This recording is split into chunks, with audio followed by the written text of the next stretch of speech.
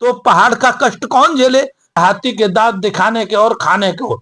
नमस्कार, मैं विक्रमजीत सिंह एक बार फिर से स्वागत करता हूं संसारवाणी में। साथियों, जो कुछ उत्तराखंड में चल रहा है पहाड़ और प्लेन को लेके सब आपको ज्ञात है। और इस समय मौजूद हूं स्वामी प्रबोधानंद गिरी जी के पास। हिंदू रक्षा सेना के राष्ट्रीय अध्यक्ष हैं और सबसे जो मेन बात मैं बतानी चाहूंगा कि किसी भी मुद्दे पर बेबाक बोलते हैं, चाहे वो राजनीतिक हो चाहे राजनीतिक ना हो। तो अभी इन्हीं मुद्दों पे बात करूंगा। सबसे पहले तो महाराज जी, एक अभी नाम तो मैं नहीं लूंगा, अभी पानी रोकने की बात की जा रही है जी हरिद्वार में कि टिहरी का पानी बंद कर दिया जाएगा, क्या कहना चाहेंगे सबसे पहले तो जी? ऐसा लगता है कि अगस्त ऋषि यहाँ उत्तराखंड में पैदा हो गया है, क्योंकि एक अगस्त ऋषि संस्कृति में, हमारी सनातन संस्कृति में पैदा हुए, जिन्होंने समुद्र को सोख लिया। और ये नेता अगस्त ऋषि की जो है बराबरी करने का प्रयास कर रहे हैं, तो इनका केवल मूर्खता के अलावा और कोई काम नहीं है। और ये मूर्खता के पूर्ण बयान है। और उत्तराखंड को जलाने का ये षड्यंत्र है। उत्तराखंड को पूरी तरह से जलाने का काम किया जा रहा है और इस जलाने के काम से बचना चाहिए उत्तराखंड को। और पानी रोकने की बात है, पानी उनकी औकात नहीं, उनकी हैसियत नहीं। और पानी का वो कौन होते हैं रोकने वाले? पानी का उनका रोकने से क्या लेना देना है?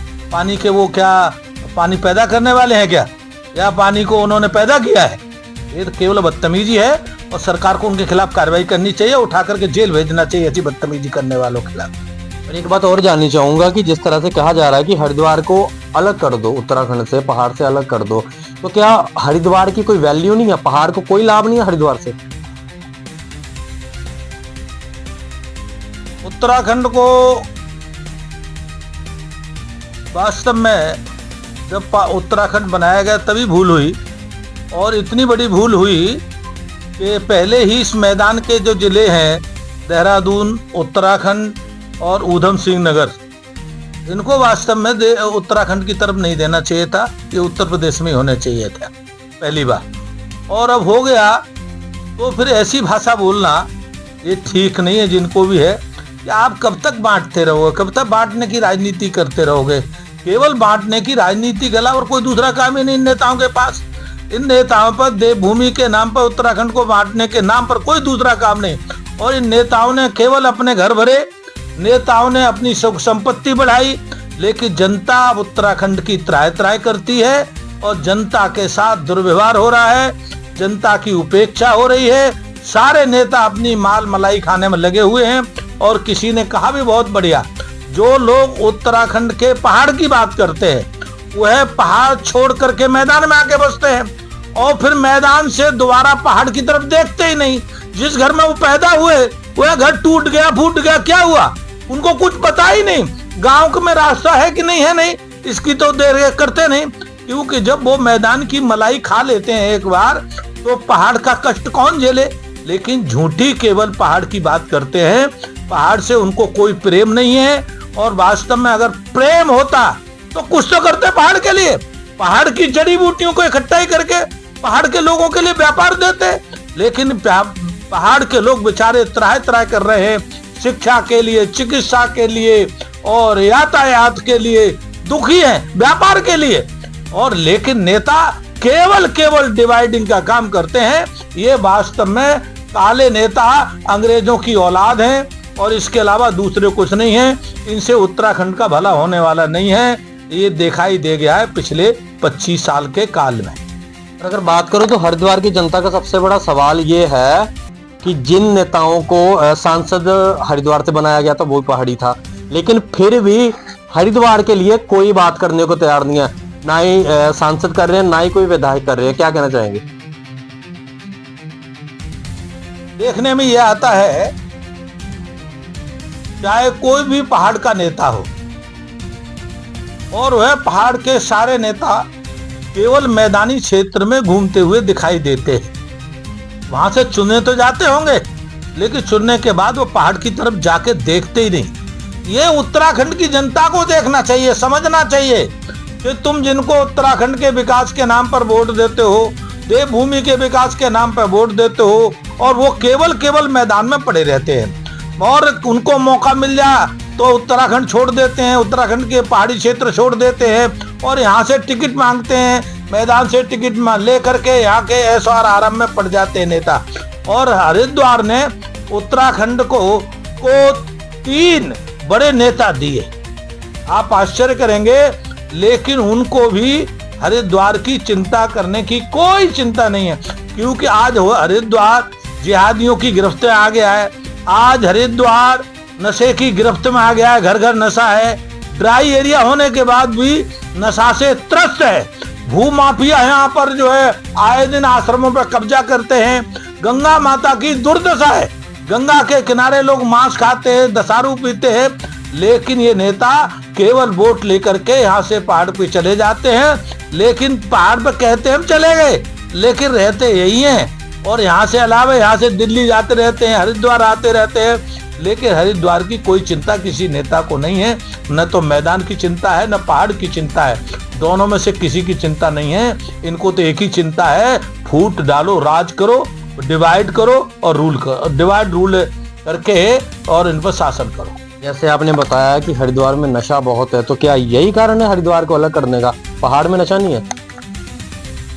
पहाड़ में ऐसा होगा, लेकिन जितनी बड़ी मात्रा में हरिद्वार में, आप हरिद्वार में सर्वे करें, कोई घर बचा होगा जहां नशा नहीं होता हो।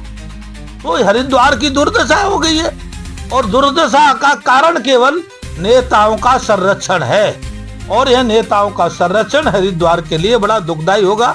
और मैं आपको एक बात बता देता हूं, अगर हरिद्वार खत्म हो गया, जिहादियों के चपेट में यहाँ बड़ी मात्रा में जो है रोंगिया रहते हैं, जिहादी रहते हैं जो आए दिन जिहाद करते हैं। अगर ये उत्तराखंड का द्वार है हरिद्वार, ये हरिद्वार अगर अपनी स्थिति को खो गया, तो फिर ये समझ लेना देवभूमि अपने स्वरूप को खो जाएगी। और मैं तो ये कह रहा हूं आपके माध्यम से, पूरे उत्तराखंड को जिहादी कश्मीर बनाने पे लगे हुए हैं। और ये हमारे नेता कोई प्रत्यक्ष, कोई छिपकर, कोई योजनाबद्ध उन षड्यंत्रों में सम्मिलित है, क्योंकि उनको केवल अपने ऐशो आराम, विदेशों में कोठियां, विदेशों में जाने की व्यवस्थाएं नेता अपने करने में जुटे हुए हैं। वो सोच रहे हैं जिस दिन कश्मीर बनेगा, हम जो है फ्लाइट से विदेश में अमेरिका, इंग्लैंड भाग जाएंगे। यहाँ की जनता कश्मीर की तरह त्राह त्राह करेगी। और अगर यहाँ के हिंदू लोग पलायन किए तो जाएंगे कहाँ? ये बड़ा चिंता का विषय है, क्योंकि देवभूमि ये 3 देशों की सीमा से घिरा हुआ है। और इतनी बुरी स्थिति हो जाएगी कि कश्मीर से भी ज्यादा बदतर स्थिति हो जाएगी। तो मैं यहाँ की जनता को मैं कहना चाहता हूँ, नेताओं के डिवाइडिंग रूल में नहीं आना चाहिए। जनता को बांटने का जो उनका नियम है, बांटो और वोट प्राप्त करो, इससे जनता को बचना चाहिए। स्वामी जी, बात करूं तो मुद्दा बहुत ही गर्म है, ये वाला पहाड़ और मैदान वाला। और यहाँ तक कि कुछ लोग पार्टियां बना के हरिद्वार वालों को जूता दिखा रहे हैं, दराती से काटने तक की बात कर रहे हैं, लेकिन फिर भी सरकार मौन है। क्या कारण हो सकता है? ये उनकी या तो मूर्खता कह सकता हूं मैं, इसको बदतमीजी भी कह सकता हूं कि हरिद्वार के लोगों को, जैसा आप बता रहे हो, चिढ़ाने का काम करना, तो ये ठीक नहीं है। इसीलिए ठीक नहीं है कि इस उत्तराखंड में हरिद्वार जितना बड़ा रेवेन्यू उत्तराखंड के लिए देता है, शायद ही कोई जिला इतना बड़ा झेलता हो। और 3 जिले मैदान के जिले हैं, हरिद्वार, देहरादून और ऊधम सिंह नगर। इसके बड़े रेवेन्यू के कलेक्शन के कारण से सरकार की व्यवस्थाएं चलती हैं। सरकार की व्यवस्थाएं सुचारू रूप से चलती है, और जब सरकार सुचारू रूप से चलेगी तो जनता की चिंता होगी। तो इसीलिए ऐसी बातें करना ये अच्छी बात नहीं है। और अगर हमने निकाल दिया, चलो हम मान लेते हैं, चलो आप पुनः उत्तर प्रदेश को दे दो, लेकिन भाई देने के बाद फिर आप क्या करोगे? आप जब 25 साल में पहाड़ को डेवलप नहीं कर पाए, तो आपकी कौन सी गारंटी है? क्योंकि आपकी नीयत में खोट है। आपकी नीयत का खोट न होती तो आप ऐसी घटिया बातें नहीं करते, ये छोटी बातें नहीं करते, ये घटिया इतनी बातें कर रहे हो आप। ये वास्तव में जिसका खाते हो उसी को आंख दिखाते हो, गुर्राते हो। ये तो वो बात हो गई। सरकार को ऐसा रवैया नहीं अपनाना चाहिए, क्योंकि सरकार भी इस बात को जानती है, सबसे बड़ा ज्यादा रेवेन्यू इन 3 जिलों से जाता है।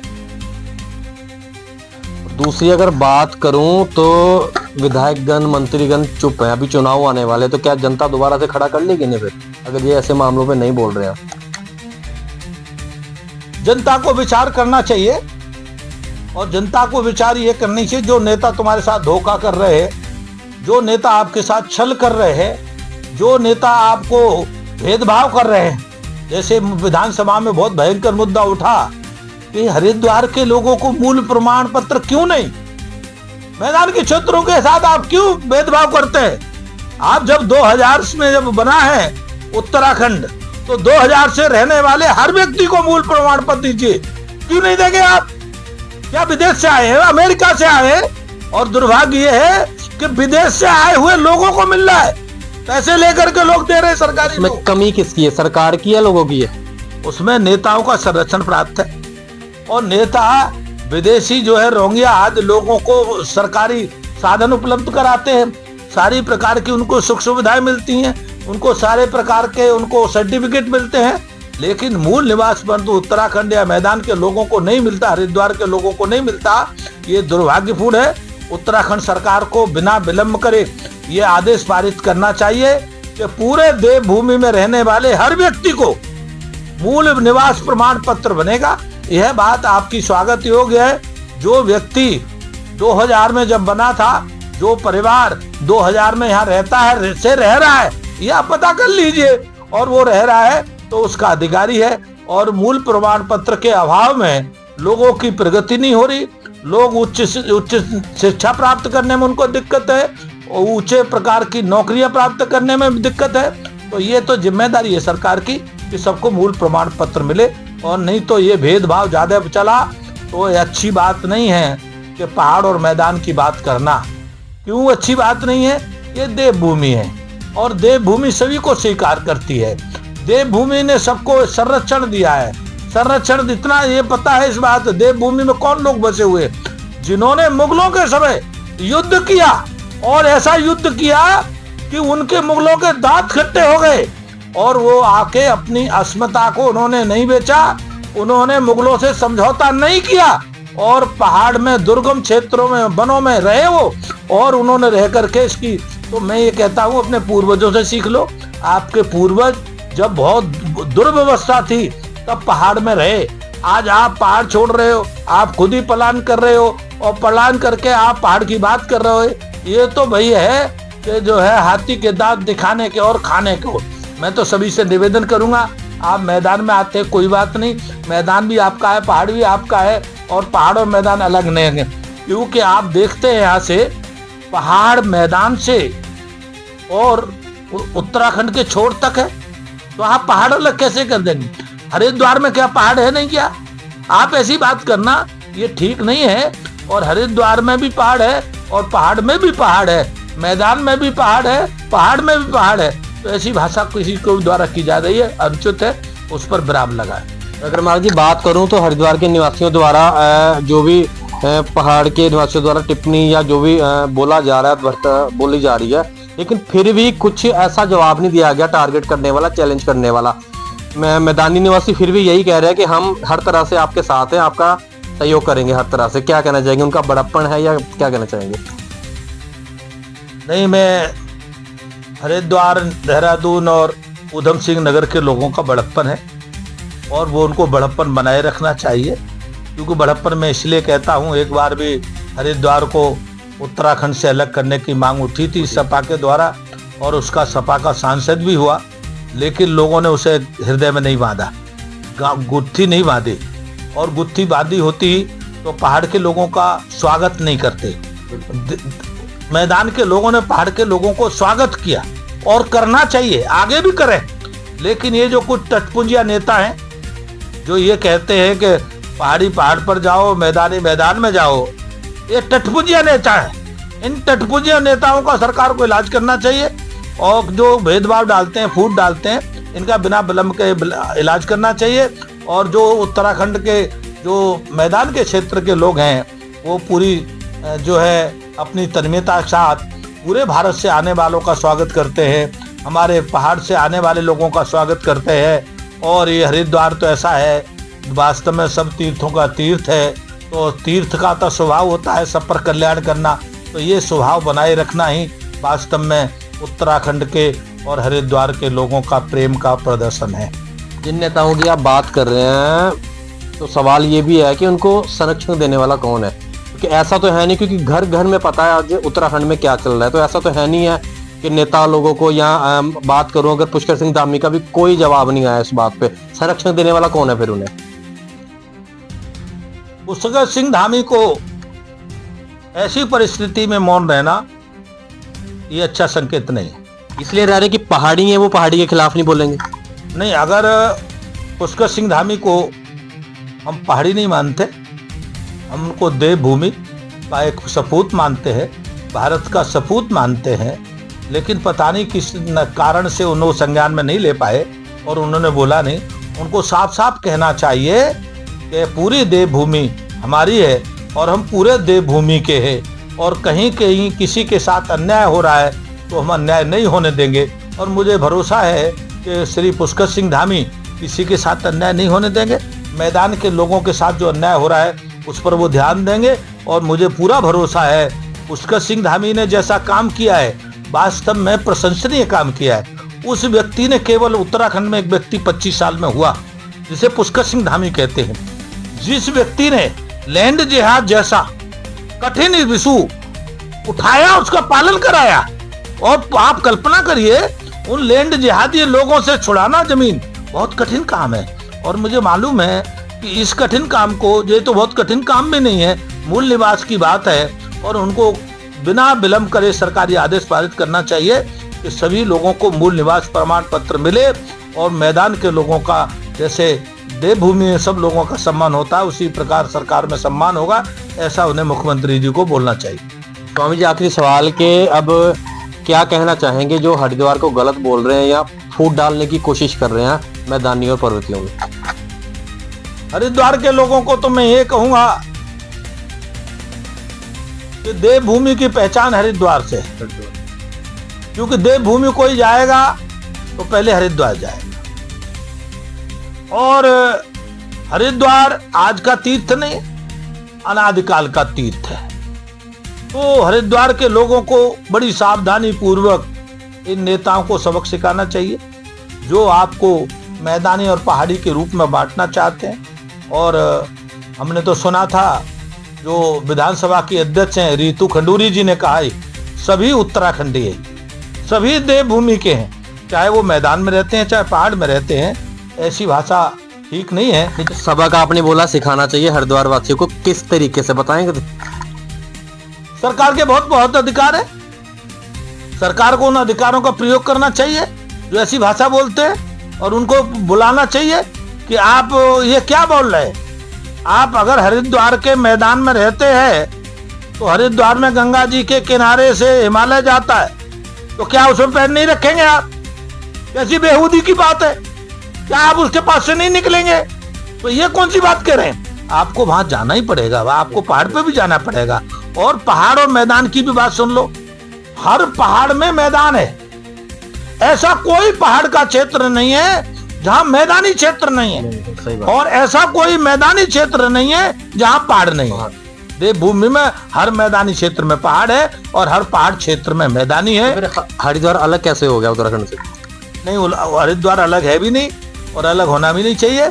और इसका जो अलग करने की योजना कर रहे हैं उनको, उनकी योजना को फेल करने का काम सरकार का है और जनता का है। सरकार और जनता को मिल करके इसका जवाब ठीक से देना चाहिए। चलिए साथियों, इसी के साथ बहुत बहुत धन्यवाद करते हैं स्वामी जी का, अपना कीमती समय दिया। बहुत बहुत धन्यवाद। और आपके भी अगर दिमाग में कुछ पहाड़ प्लेन को लेके कोई सवाल हो तो कमेंट में जरूर बताएं। धन्यवाद।